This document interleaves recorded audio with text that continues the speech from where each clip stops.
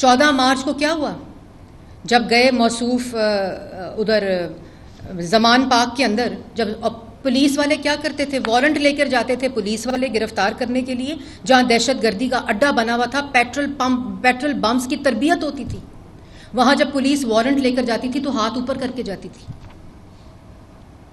کیونکہ وہاں سرکار بیٹھے ہوئے تھے، ماسٹر مائنڈ بیٹھے ہوئے تھے، منصوبہ ساز بیٹھے ہوئے تھے، جنہوں نے تربیت دے رہے تھے عورتوں اور بچوں اور لڑکوں کو کیسے پیٹرول بم بنتا ہے، کیسے ریاست کے خلاف اٹیک ہوتا ہے۔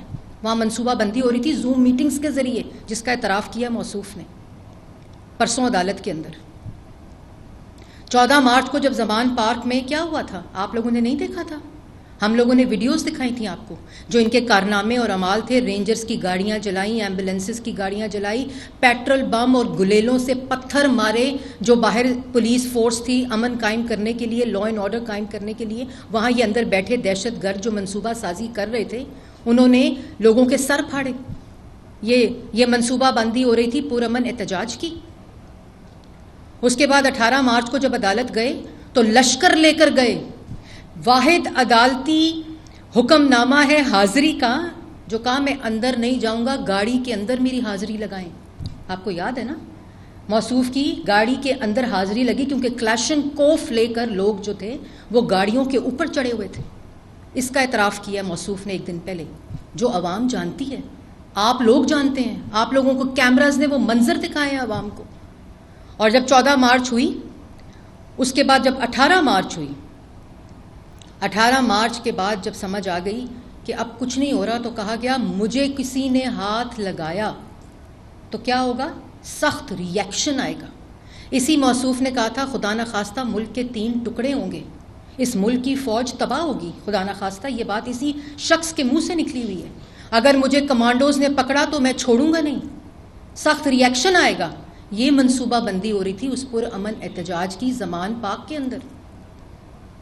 اور اسی وقت 9 مئی کا مجرم جب اعتراف گناہ کرتا ہے، اس میں اسلام آباد ہائی کورٹ کے باہر جب جاتے ہیں موصوف، تو گاڑی میں بیٹھ کر کہتے ہیں کہ مجھے کسی نے ہاتھ لگایا تو میں چھوڑوں گا نہیں، اور سخت ری ایکشن آئے گا، اور عوام سخت ری ایکشن دکھائے گی۔ جن عوام کو آپ نے، جن لوگوں کو، جس ٹولے کو منصوبہ بندی اور ان کی ذہن سازی کر کے آپ نے زومبیز بنایا ہوا ہے، آپ نے ان کو استعمال کیا۔ یہ وہ بہروپیہ ہے۔ یہ بار بار میں کہہ رہی ہوں کہ میں کوئی سیاسی سٹیٹمنٹ نہیں دے رہی، یہ پورے وہ تاریخ کے واقعات ہیں جو آج درج ہیں تاریخ کے اندر۔ یہ وہ پیٹرن ہے ایک شخص کا جو ریاست پر مسلسل حملہ آور ہے، ملک کے اوپر مسلسل حملہ آور ہے۔ یہ ایک بہروپیہ، ایک گروہ ہے، اور انہوں نے ایک لبادہ اوڑا ہوا ہے سیاسی جماعت کا۔ انہوں نے سیاست کے نام کو گندا کیا ہے، انہوں نے سیاسی جماعتوں کی جو ساکھ ہوتی ہے اس کو پلوٹ کیا ہے۔ اس نے استعمال کیا ہے سیاسی جماعت کے لبادے کو ملک اور ریاست پہ حملہ کرنے کے لیے۔ یہ شخص کوئی، آپ لوگ بیٹھے ہیں نا یہاں، آپ لوگوں میں سے کوئی شخص اٹھے اور جائے موٹر وے پہ، کسی کی گاڑی روکے، اس گاڑی پہ ڈنڈے مارے، اس کے ڈرائیور کو نکال کر اس کا سر پھاڑے، اس کی کیا سزا ہے؟ اس کی کیا سزا ملے گی آپ کو؟ یا میں اگر یہ کام کروں، مجھے کیا، ہم نے 200 پیشیاں بھگتی کیونکہ کوئی غلط کام نہیں کیا ہوا تھا، پتہ تھا کہ انصاف ملے گا۔ ہم نے کون سی تنصیبات جلائیں، کون سے خدا نخواستہ شہداء کے مجسمے جلائے، کن پولیس والوں کے سر پھاڑے، نیب کی عدالت کے باہر پتھراؤ ہوا، گاڑی پہ بلٹس لگیں۔ مطلب یہ ایک سیاسی جماعت، آپ لوگوں نے سیاسی جماعت کی ڈیفینیشن پڑھی ہوگی نا، ایک جمہوری سیاسی جماعت اور ایک دہشت گرد جماعت کی ڈیفینیشن میں واضح فرق ہے۔ آپ دیکھیں کہ اس جماعت کا، مجھے دکھ ہوتا ہے کہ میں کہتی ہوں کہ سیاسی جماعت کا، میں نہیں چاہتی کہ کوئی سیاسی جماعت جو ہے، ہم نہیں چاہتے کہ اس کے اوپر پابندی لگے، لیکن آپ اس ڈیفینیشن میں اگر ٹک باکس کریں تو آپ کو سمجھ آ جائے گی یہ کون سی جماعت ہے۔ یہاں بیٹھ کر رونے لگ جاتے ہیں، باہر بھوک ہڑتال کر رہے ہیں کہ اس کو باہر نکالو جو ملک کو بھوکا کر کے چلا گیا، اور جو اعتراف جرم کر رہا ہے۔ پرامن احتجاج کی کال دی تھی اور کہا تھا پرامن طریقے سے کرنل شیر خان کا مجسمہ جلا دو اور توڑ دو اور اس کو نیچے پھینک کے ٹھڈے مارو۔ پرامن طریقے سے کہا تھا کہ جو ایم عالم کا جہاز ہے اس کو جلا دو۔ پرامن طریقے سے کہا تھا کہ جو GHQ ہے اس کے اوپر حملہ کر دو، ایئر بیسس پہ حملہ کر دو۔ یہ پرامن طریقے سے کہا تھا، اور پرامن طریقے سے ملک کے اوپر حملے ہوتے ہیں۔ آپ کا لینا دینا نہیں ہے امن کے ساتھ، آپ کا لینا دینا صرف انتشار کے ساتھ ہے. اور اس کے بعد کہتے ہیں جی رائٹ ٹو پروٹیکٹ ہے ہمارا رائٹ ہے پروٹیکٹ. رائٹ ٹو پروٹیکٹ میں اور رائٹ ٹو اٹیک میں فرق ہوتا ہے. رائٹ آف اسپیچ میں اور رائٹ آف سیڈیشن میں اور right to freedom of expression میں فرق ہوتا ہے. رائٹ ٹو ہیٹ اسپیچ میں فرق ہوتا ہے. رائٹ ٹو کہتے ہیں جی ہمارے پاس رائٹ ہے یہ جمہوری رائٹ ہے کہ ملک اور ریاست کے اوپر حملہ کر دو، کہ جی سوشل میڈیا کا وہ بند کر دیا. ہمارا سوشل میڈیا کا وہ سینٹر نہیں تھا، وہ ڈیجیٹل دہشت گردی کا سینٹر ہے. آپ ٹویٹس دیکھیں جو باہر کے بیٹھے ہوئے ان کے جو ریپریزنٹیٹیوز ہیں وہاں بیٹھے ہوئے جو ٹویٹس کر رہے ہیں اور ان کے جو فیس بک اکاؤنٹس ہیں ان کو اس کی تشہیر کر رہے ہیں. آپ اس کو دیکھو، سیاسی ٹویٹس ہیں، وہ سیاسی جماعتیں ٹویٹس کرتی ہیں. اور اس کے بعد کہتے ہیں جی رائٹ ٹو کمیونیکیٹ ہونا چاہیے ہمارے پاس، یہ ہمارا جمہوری حق ہے اور آئینی حق ہے. رائٹ ٹو کمیونیکیٹ اور right to conspiracy, right to attack on the state اور right to attack on the country, there is a difference. یہ ہمارے آئین میں درج ہیں، یہ تمام جو تمیز ہے ان چیزوں کے درمیان. اور پھر کہتے ہیں رائٹ ٹو آرٹیکولیٹ ہونا چاہیے. رائٹ ٹو آرٹیکولیٹ اور رائٹ ٹو اینائلیٹ میں بہت فرق ہے. یہ فرق ہمیں سمجھنا پڑے گا، بعثت قوم سمجھنا پڑے گا. بے وقوف یہاں کوئی نہیں بیٹھا ہوا. اور اس کے بعد کہتے ہیں سب سے بڑا ظلم کیا ہوتا ہے؟ سب سے بڑا ظلم یہ ہوتا ہے کہ میں نے پرامن احتجاج کی کال دی تھی. آپ نے پرامن احتجاج کی کال دے کر کہا تھا کہ جاؤ کوئٹہ میں چھاؤنی پہ حملہ کر دو. پرامن احتجاج کی کال میں آپ نے کہا تھا کہ جاؤ لاہور اور GHQ پہ حملہ کر دو، قائد اعظم کا آخری نشانی ہے اس کو جلا دو. پرامن طریقے سے آپ نے کہا تھا کہ میاں والی ایئر بیس پہ حملہ آور ہو جاؤ. یہ کال دی تھی آپ نے. آپ نے کال دی تھی کہ پشاور میں جو قلعہ بالا آثار ہے اس پہ حملہ کر دو. جو GHQ کی قائد اعظم کے گھر کی مسجد ہے انہوں نے اس کو توڑ دیا. انہوں نے جو قلعہ بالا آثار کی مسجد تھی اوپر اس کو توڑ دیا. رینجرز کی گاڑیاں جلائیں، ایمبولینس کی گاڑیاں جلائیں. 200 پوائنٹس کے اوپر انہوں نے کالز دی کہ نکلو. اسی طرح چک درہ کی چھاؤنی کی پرامن آپ نے کال دی تھی. پھر اس طرح آپ نے ریڈیو پاکستان پرامن طریقے سے جا کے جلاؤ، چاہو تباہ کراؤ. بڑی بات ہے جی. یہ گناہ بھی کرتا ہے، اس کو تسلیم بھی کرتا ہے، اس کا اعتراف بھی کرتا ہے. اور کہا جاتا ہے نہیں تم گناہ گار نہیں ہو، تم انقلابی ہو، تم ریولوشن لا رہے ہو. یہ مجھے منطق نہیں سمجھ آتی. ہمیں بعثت قوم اس میں تفریق کرنی پڑے گی. یہ ایک خطرناک کھیل اس ملک کے ساتھ کھیلا جا رہا ہے، اس کو سمجھنا پڑے گا. اور یہ صرف تب ہوتا ہے جب ملک ترقی کرتا ہے، جب ملک کی عوام کے حالات بہتر ہونے کی طرف جانے کا اندیشہ بڑھتا ہے. یہاں دہشت گردی کا اندیشہ بڑھ جاتا ہے جو یہ حرکتیں کرتا ہے اور پھر اس کا اعتراف کرتا ہے. وہ بابر اعوان صاحب نے، میں نے سنا کہ نہیں انہوں نے GHQ کی کال نہیں دی تھی. اس نے مڑ کے کہا نہیں میں نے دی تھی. وہ اعتراف کرتے ہیں موصوف.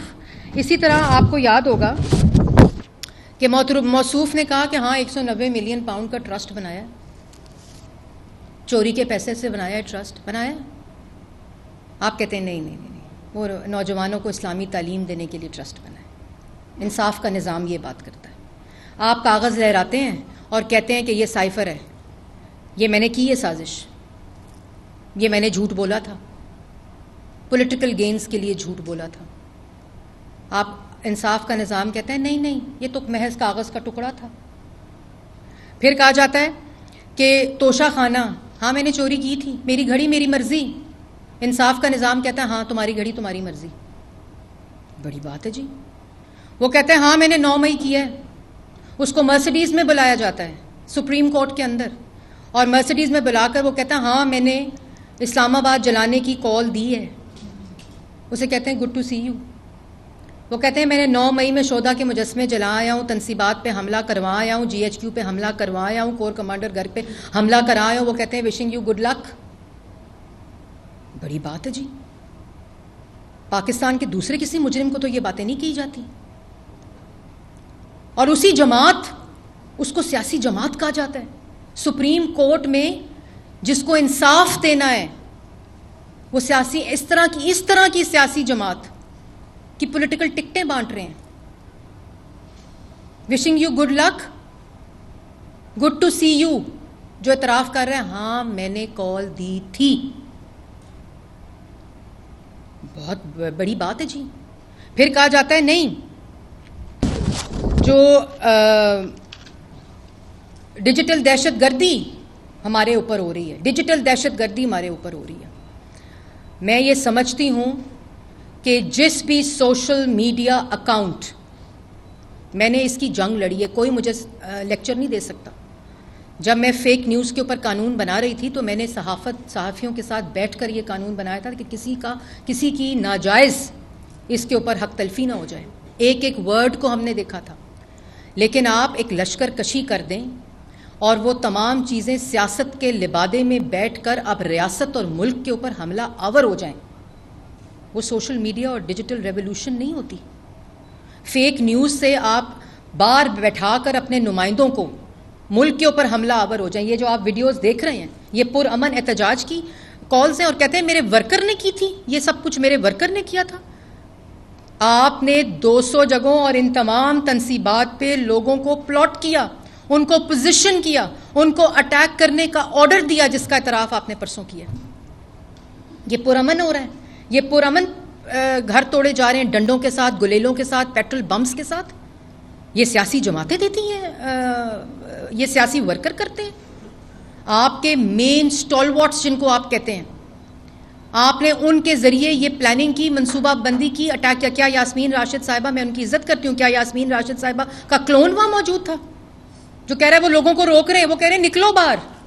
آپ نے ویڈیوز دیکھی ہیں. یہ کس قسم کا مذاق ہے؟ لیکن اتنی سستی اس کو سزا دینے میں.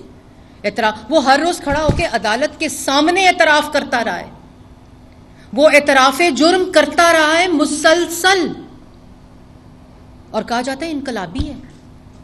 کس چیز کا انقلاب؟ کیا ریاست پر حملہ کرنا، ملک پر حملہ آور ہونا، شہداء کی تنصیبات اور شہداء کے مجسمے جلانا، ریاستی تنصیبات پر حملہ کرنا انقلابی پن ہے؟ یہ دہشت گردی ہے. یہ وہ دہشت گرد جماعتیں نہیں کر سکی پاکستان کے اندر جو انہوں نے کی ہے. اور ذرا بات کرو تو کہتے ہیں کہ نہیں سیاسی جماعت کو بین نہیں کرنا چاہیے. میں بھی سمجھتی ہوں سیاسی جماعت کو بین نہیں کرنا چاہیے، لیکن ہمارے آئین میں، ہمارے قانون میں ایک سیاسی جماعت اور ایک دہشت گرد جماعت کے اندر تفریق ہے. اس تفریق کو ہم سب کو سمجھنا پڑے گا. Freedom of expression, freedom to speech اور فریڈم فار سیڈیشن اور ہیٹ اسپیچ میں فرق کو سمجھنا پڑے گا.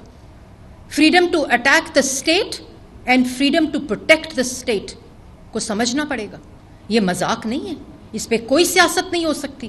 ایک بہروپیہ اٹھے، فورن ایجنٹ، فورن فنڈڈ، اسٹیبلشڈ فورن فنڈڈ ان الیکشن کمیشن، ایک گروہ، وہ اٹھے اور وہ یہ کرنا شروع کر دے اور آ کے ایک مذاق اڑائے قانون کا، آئین کا، اور کہے کہ ہاں میں نے کیا تھا، اور آپ کہیں کہ انقلابی ہے. وہ آپ کو یاد ہوگا اسلام آباد گئے، موصوف اسلام آباد گئے، وہ ویڈیو آپ نے دیکھی ہے. تو انہوں نے کہا کہ ہم نے، کورٹ نے آرڈر دیا کہ ہم نے ان کو جلسہ کرنے کی اجازت دی I-8 کے لان میں. یہ اپنا کنٹینر لا کے ڈی چوک کی طرف لاتے رہے.